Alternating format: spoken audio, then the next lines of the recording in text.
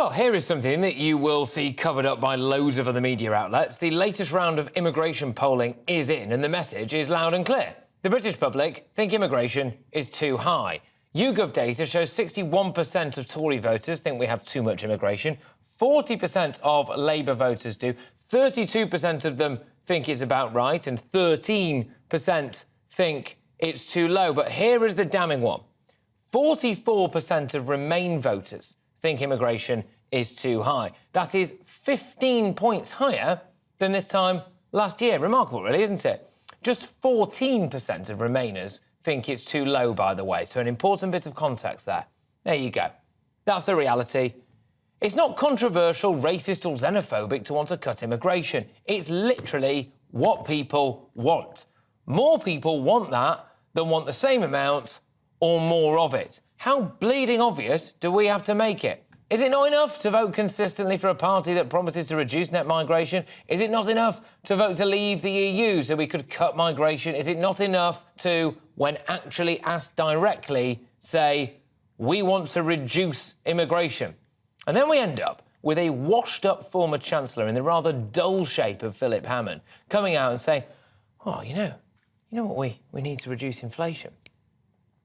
More immigration. Flipping heck spreadsheet, Phil. I mean, give me strength. What is now obvious is that record levels of immigration are not a natural part of globalisation. It is a policy choice. It's deliberate. This is deliberate. And it is against the will of the people. How many think that blue sky thinkers, that political gurus, that political parties employ, they wrestle, don't they, to try to crack this enigma code of winning a general election? God, they look for this secret answer. What is it there up in the clouds? Well, the answer is right here. The public are telling you, just cut immigration. And then we end up with people like the Archbishop of Canterbury now getting way above his station in the House of Lords, trying to actually enact his own policy. Look, if he wants to put forward a new government policy, then he should stand for election and put a manifesto to the nation and see who votes for him, not invoke some warped spirit of Christ in the upper chamber to try to get us to develop a long-term strategy for tackling the refugee crisis.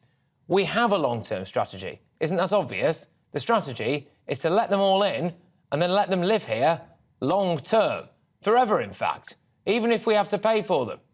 I mean, there is a certain idiocy about the head of the Church of England fully supporting the importation of a load of people who are not Christian, but we'll just leave that to one side for now, shall we? But this is what people do. The liberal elites, the holier-than-thou come-by-our lefties, they portray themselves as the virtuous, the righteous. That allows them to completely ignore the fact that what they are saying is deeply unpopular. I think it's time for the silent majority to stop being so silent.